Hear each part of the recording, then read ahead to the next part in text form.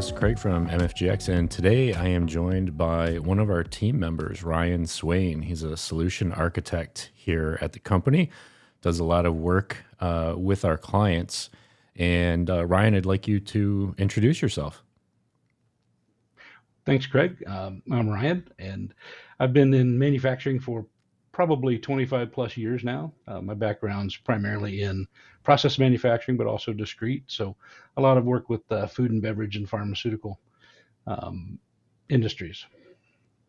Oh, that's awesome. Yeah, we're definitely glad to have you on the team, Ryan. As we talk about often with our clients, it's extremely important to get the blueprint, the design right, for an MES deployment right up front. So we want to take a little time today to have a conversation that might help somebody that's out there, thinking about or considering looking into an MES system, right, for their manufacturing environment. So, you and I will talk a little bit about the process that we go through to do an implementation, right? Let's talk a little bit about how we get started. Brand new client, greenfield, they don't have an existing system, right? They're looking to implement something new. So maybe they're coming off of paper, or Excel based solution. They found this great software product called Fuuz. They want to start implementing it. What do we do first? What are the first things that we need to do to help make them successful? I think the first thing to do is to get to know the customer and to get to know their business. Um, we all bring to the table a lot of industry expertise, but the next level beyond that is, of course, to know that customer's particular business use cases and discover their pain points. Um, Learn those processes, help them walk through future state and current state, and to really understand what the customer's needs are, so we can help them achieve their goals. Yeah, I completely agree with that. One of the most important things, and I will tell everybody this that we talk to when they're evaluating our software, is just making sure that we get that design right. There's so many solutions that are out there on the market today that are off the shelf. Call them out of the box solutions, right? And oftentimes they'll get you about 70 to 80% of where you want to go. And then you run into some kind of limitation. There's some kind of something you can't overcome generally during the implementation process, and that's one of the things that we pride ourselves on here at Fuuz is our ability to be that chameleon. To be everything that it needs to be in the customer's eyes. And so, really getting that design nailed down, going on site, doing that discovery, walking the process, and understanding, to your point, understanding what their needs are and what that future state's going to look like is super important. Do you have maybe a recent example of something that you may have done, with a customer, just so that folks can get a general idea of what does that process actually look like when we come on site? What are we doing? What is that, kind of day in the life for them at that point in the project? Sure, there was an automotive manufacturer that, as a matter of fact, I just finished a follow-up call with, that we were able to go to their site and walk through their process, from the receiving process all the way through um, each of their manufacturing steps, their quality checks, and their keeping an eye on their traceability all the way through to their packaging, and meeting their customer requirements. So all of the design processes, the design process we went through was all with their customers' requirements in mind, so they can meet their requirement.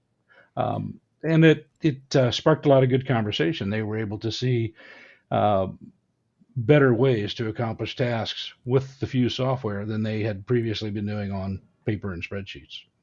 Yeah, that's a pretty good point that you just made there as well. So, oftentimes it's not just our direct customers' requirements that we have to address as a software provider, right? Sometimes it's that entire supply chain that we really have to evaluate. Who are they providing products to that may have their own requirements, or even other regulations, right? Government imposed regulations if they're food and beverage, maybe FDA compliance or CFR, medical device record tracking and all those types of things that'll come up. So again, really important aspects to take in during that initial site visit and those initial conversations. And so we walk these clients through, this business requirements phase, right? And that's really gathering all of those details and requirements and helping them understand. I guess it's really more of a gap analysis between what does the software do off the shelf, out of the box, and what does the customer actually need it to do that is different from that baseline, we'll call it, right? So that business requirements design is identifying those gaps so that we can then hand that over to our technical team to implement those very specific features that customer needs implemented, right? And that's one of the big value propositions of the platform versus just something that's packaged, software, right? And that's got its limitations. So, what? Talk to me a little bit about what does some of the preparation look like for a client that might be marching down this path? What are some of the things that they need to consider data wise, integration wise, or project management, change management, right? Some of these are pretty big topics. I think that a lot of customers are generally surprised by when we walk in the door and we start talking about those things. So, what's your take on that? Well, yeah, you make a lot of really good points there, Craig. To start with the master data, I think gathering their master data, and I would say it in a broader view, for a customer needs to understand their business is the first thing they need to do, and oftentimes uh, businesses evolve over time. Different levels of the organization may have a different view of what their company actually does. And what it says in the book may not be what's going on the shop floor currently. So before you take on any type of enterprise software implementation, my first recommendation is understand your business. Go through and do an internal audit and understand what you're doing well and what you'd like to do better or differently, and have those things cataloged. Also, gather your master data. Understand what's my list of parts, what's my list of components, where are my customers, um, and then think about the overall process flow. There are a number of operations that need to happen in the business. Where do you want those to take place? Which parts are going to happen in ERP, which are going to happen in MES, which parts may happen in a WMS system. And the great thing about Fuuz is we can do 90% of those operations within our platform. So we can help. If you don't have an answer to those questions, we can help solve that with our software. And I think one of the biggest things you hit that I find customers haven't thought about is change management. And it's easy for a group that are completely immersed in the process and the project and the conversations to have a great idea of where they want to take the company. It's difficult and requires some effort to bring the rest of the company along with you on that journey. So as you get closer to those go live dates, it's critical to widen that scope of the people involved, and let folks understand what's happening, why it's happening, what time frame it's going to happen on, so that you don't get sticker shock on go live day where the employees come into work and you move their cheese. They have no idea what's going on, right? So I think that's very critical. Yeah, absolutely. I think that last point around change management is probably the thing that's caught most companies by surprise, whether they're deploying a new ERP solution, MES, whatever it happens to be, because it is so widespread and it touches so many different areas of the business, and it's difficult for companies to comprehend just how heavy of a lift that can oftentimes be. And to that point, with the Fuuz platform, as you know, Ryan, one of the things that we do during a deployment is what we call the tailoring, right? So we get the solution engineers involved based on that gap analysis we talked about previously. They start tailoring the shop floor interfaces specifically to that customer's requirements. And so thereby what we're actually doing with the Fuuz platform is we're minimizing and mitigating a lot of that change management that generally has to happen with other software products, because you're forced to essentially use what they give you, right? And they're prepackaged programs, and you have to change the way you do business in order to use the software.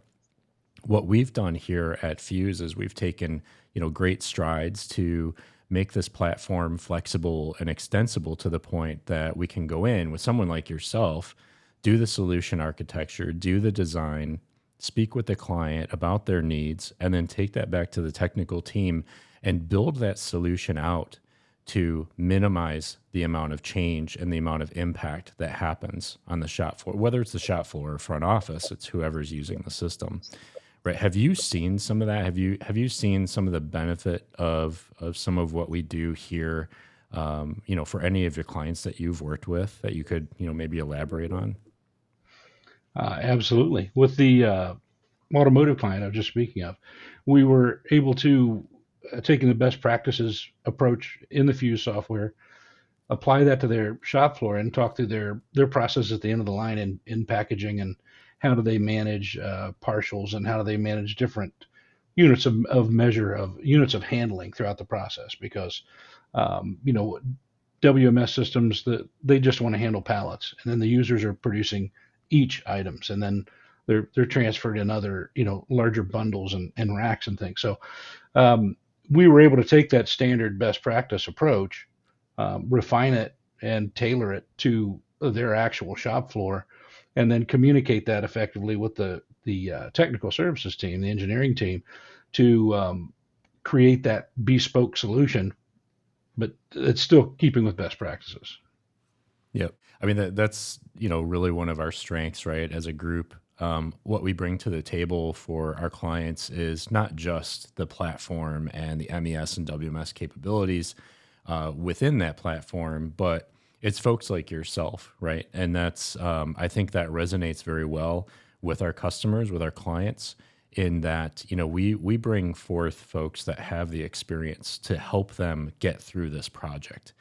Most system software vendors are, bringing a lot of consultants to bear, but oftentimes those consultants don't have the real world experience. So I'm glad you shared with us originally, when we got started here, some of your real world experience, your 30 plus years in manufacturing. I think goes a long way for us to be able to go in and, talk the talk with our customers, right? That it builds a lot of trust and rapport. And I think that's something that really sets us apart from the rest. And it really plays a substantial role in being able to develop the best solution for the customer. Is oftentimes this is new. They're coming from paper and pen. They don't know what they don't know yet. And having someone like you that they can talk with and just be open about where their skeletons are in the closet, right? That's a big thing for That's us. So, critical. what I guess to kind of tie this out, Ryan, let's talk about what does it look like? Maybe talk about the overall project plan, right? What are the different steps? What are the different phases that we would move a customer through? There's a lot of things that happen. There's a lot of details, but just at a high level, talk us through what the different phases are of a project. Well, certainly. So we have six different phases that we refer to as chapters. So phase one is onboarding. That's where we're going to be first. The delivery team is first meeting the customer, um, and at that point, there's a lot of data gathering. Right? We want to know about your master data. We want to walk through your processes.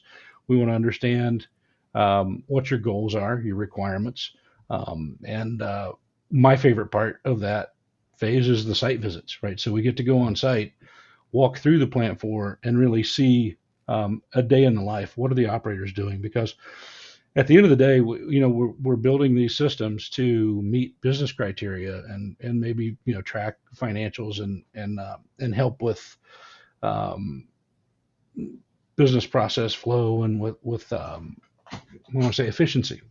Uh, Hmm. but at the end of the day, the operators have to be able to do their job, right? And they have to do those jobs with minimal interruption, but gathering the maximum amount of data. And that's my favorite part, is walking through the plant floor and understanding these, getting to see different types of factories, getting to see honestly different types of solutions. So over the years, as you tour different factories, you find a lot of very smart folks have solved a lot of very tough problems, and you can catalog those and deliver those to the next customer, right? So that's the best part. Then going into chapter two, the solution design. That's where I come into play. The other solution architects, and that's where we'll go through and discuss those findings that we saw during the onboarding, and start to really design out how to best use the Fuuz software to meet those business challenges. Hmm. Um, in chapter 3, that's where we talked about earlier how we've gathered that data, packaged it, talked through with the customer to make sure that we're all aligned on that design. Then we develop a business requirements document that's then handed off to the engineering department that has very detailed specifications of this is how we want to tailor the solution to this customer. And then in chapter 4, we go back to the customer. We help them design a testing scenario that we call UAT, user acceptance testing. And at that point, we'll collaborate with the customer, help them detail their requirements and their test scenarios, so they can go through in a development environment and make sure that software does everything that they need it to do, and that their business flows are built out and thought of. And again, it's a very iterative process. So if there's something that Yeah. changes, you don't know what you don't know. So sometimes when you get into UAT, there's some tweaking and some mild cosmetic changes that we would then go into in chapter 5. We promote that software product the from the build environment into their production environment. And of course, chapter 6 is go live, and that's where we bring the customer live on the software. They can come in and operate in that software, and then that also kicks off 30 days of hypercare, where it's very dedicated support. You're not kicked off to an 800 number to call at your go live. You still have your dedicated build team available to you directly to help you get through those first 30 days of operation. Okay. Yeah, that sounds really good. And that final milestone you mentioned, that go live, I think that's critical, right? We've spent a lot of time today talking about the change management piece, and the fact that we're there, like our entire team of experienced manufacturing professionals is there for our client during that time to help them, through those challenges, I think is key, right? Versus just buying a software online, putting your credit card number in, and thinking you're going to take this thing live on your own and deal with the struggles, through that process. So, Ryan, I think this was a really helpful information for anybody that's looking, to venture down the path of, getting an MES solution. Anything else that you would, maybe add, suggestions or recommendations for someone in that spot? Sure. I think one of the most important things when you're selecting software is to make sure and select a package that does everything you need it to do, because one of the most difficult processes can be the integration to different software packages. So one of the advantages of Fuuz is it is a single platform that can handle a wide variety of manufacturing processes and can solve a lot of needs. So if you understand your business process and you know what different capabilities you need, make sure that the package you're selecting can meet those. If you need WMS, if you need quality checks, if you need first item checks and in process checks, and make sure that you're checking those business flows against the features of the software package and finding something that's flexible enough to tailor to your needs. Yeah, that's awesome. So what I hear you saying is that Fuuz is able to address all of those things. You don't have to go out and buy separate pieces of software like you have traditionally. So I think that's amazing. So thanks, Ryan, for your time today. Greatly appreciate it. I know you have to get back to helping some of our clients with their deployments. So really appreciate your time. All right. Thanks. No, great conversation. Thanks, Craig. All right.